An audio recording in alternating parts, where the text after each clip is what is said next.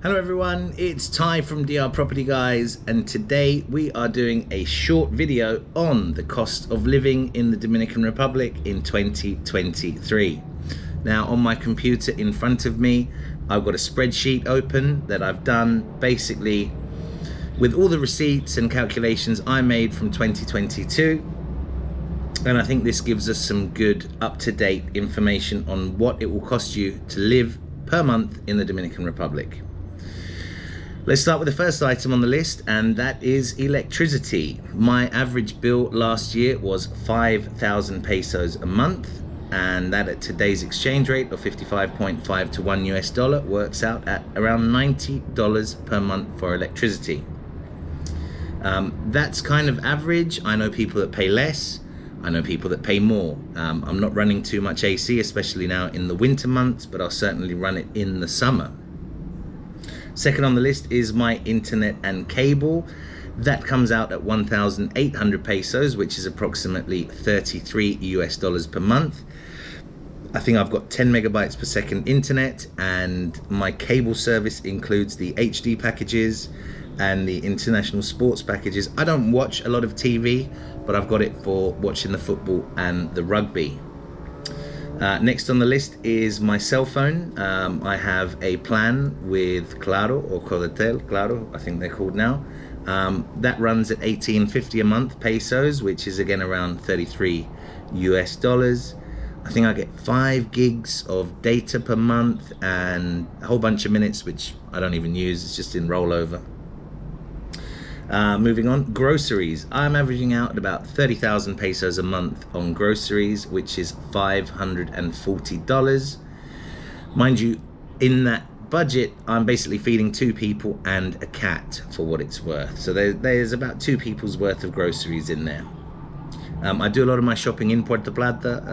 I'll go there once or twice a month, stock up on stuff like canned goods, meat, and stuff like that. And then I'll do a lot of the daily stuff like your perishable goods here in town in Sosua. Maid and gardener. So my maid, she gets paid 1,000 pesos per visit, which is whatever that is. I don't have it per visit, but she comes twice a week, which means 8 times a month. So that's 8,000 pesos or $145.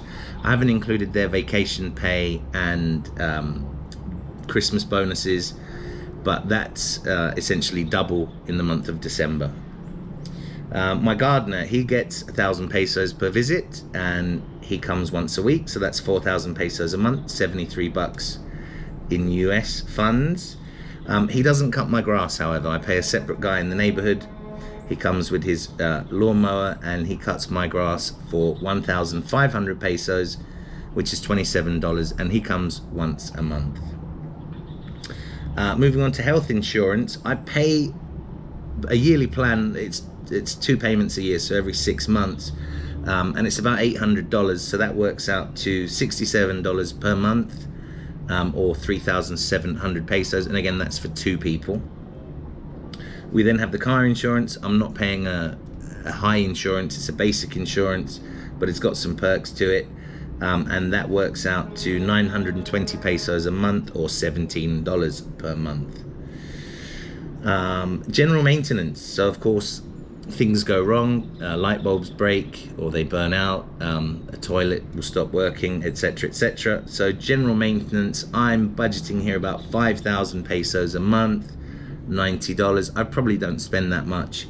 You know, you'll go maybe 3 months without doing any maintenance, and then something that costs 300 bucks will break. So it's an average 5,000 or $90 per month.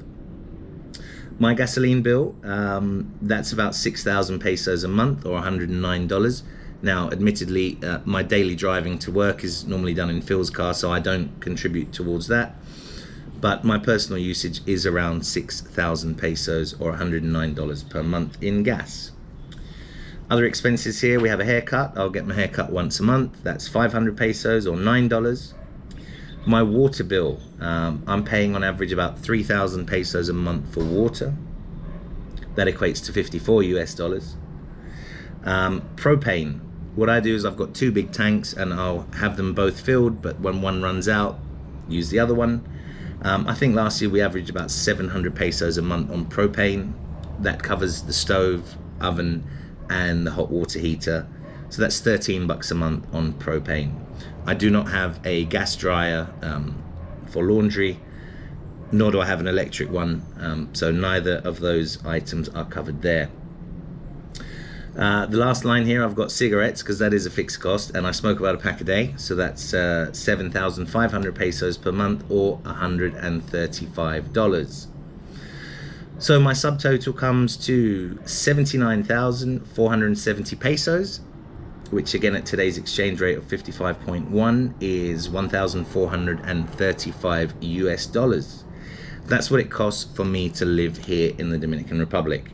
Now, what that does not include is eating out, alcohol, gratuities to my maid or gardener, or special trips to PriceSmart, which come up every 3 or 4 months, where you end up spending $400 or $500 on stuff you don't need. PriceSmart is essentially the Dominican version of Costco that you would have in US or Canada. A couple of points here. Home insurance, I've not included that there because that will vary on the value of your property or on the value that you want insured, so I've not included that there. Stuff like gym memberships, well, I didn't go to the gym last year, but I think you can get a membership for between 1,500 or 2,000 pesos a month. Tennis, that you pay per hour, and it depends where you play, but I think the rates are between $10 and $20 an hour for the rental of a tennis court, and of course you'll divide that cost by 2 or 4 people. Diving, I didn't dive much last year, but I think the list price on diving in Sosua is about $55 per dive. You can of course buy package deals and it lowers the price down a little bit. And also something I haven't included because it is sort of a personal thing is property tax. Again, that depends on the value of your property. But anyway, without including those last mentioned items, I'm spending 1,435 bucks a month to live in the Dominican Republic. Again, that is for 2 people. From those items I listed, not much would decrease if I was 1 person. You know, we're still going to be using the same amount of electricity, the same internet and cable. My cell phone, my groceries might drop a little bit, but that's going to be by the by. And of course the maid and gardener, they'll still come the same number of times whether there's 1 of us in the house or 2. So I hope this gives you a rough idea on what to expect if you want to move to the Dominican Republic, what your living costs are going to be. Of course the groceries could be a lot higher, the insurance could be a lot higher, some items could be a little bit lower as well, but it gives you a good idea. So thank you for watching, and if you haven't already, please hit that subscribe button here below and like and share this video with all your contacts. There'll be a part 2 to this video coming up, and we will see you then.